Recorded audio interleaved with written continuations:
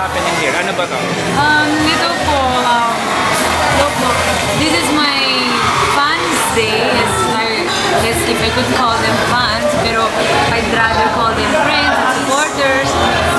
Mga tao na parang palagi naman nandun para sa akin since nagsimula pa ako.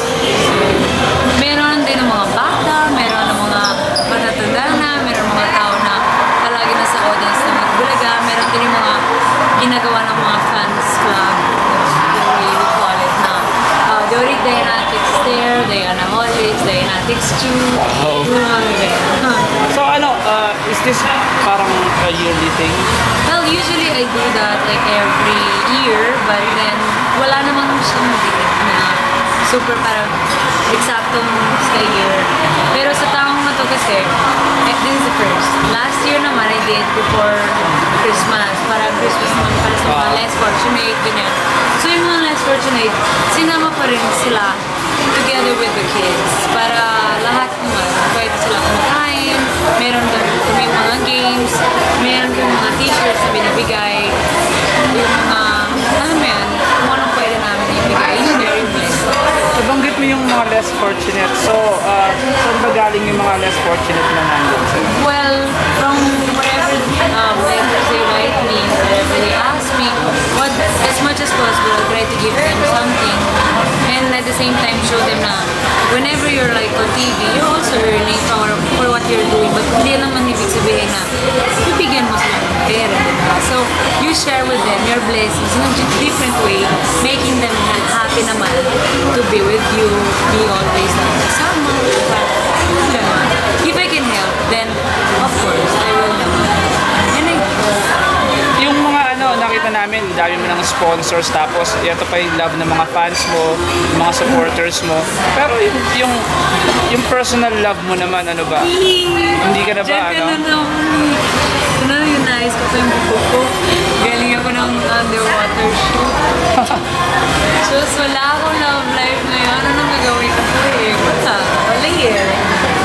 Pero are you searching, hoping? No, I'm not searching. Resting kasi yung tawag doon eh. Rest muna. Pahinga muna. Pahinga muna ang puso. Wag muna man. Maguguluhan lang ang buhay ko. You told us kanina na you're going to Brazil this summer. So, ano to? Actually, ang plano ng tatay ko was go to Disneyland and then like spend, vacation there and everything. Meet pati yung dalawang kong kapatid na bata. Pero I told him, I wanna be in Brazil eh. Kasi ang tagal na, diba, for me to go there. It takes so long. It takes me almost 2 days to get there.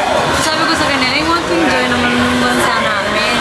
Kasi we can go naman to America anytime. And it's very malapit naman.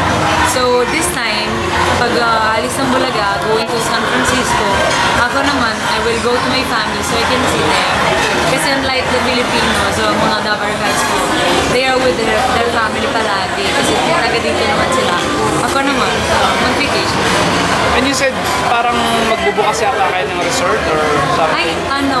My dad kasi is, booking a resort. Tapos sabi ko sa kanya, wag muna. Kasi parang I really want to enjoy, like, kung ano. And then sabi niya, so either we will go to Disneyland or we're gonna go to a resort. And may rest house na pinakita ko sa yung video. I want to enjoy there. So I want very simple naman this time with vacation. Kung gaano ka katagal sa Brazil? Mga 15 to 20 days. Kung hanggang Semana Santa, right after the Semana Santa, I think my flight's gonna be April 14. So I'll be here by April 15 or 16. 2 days kasi yung trip namin eh. 25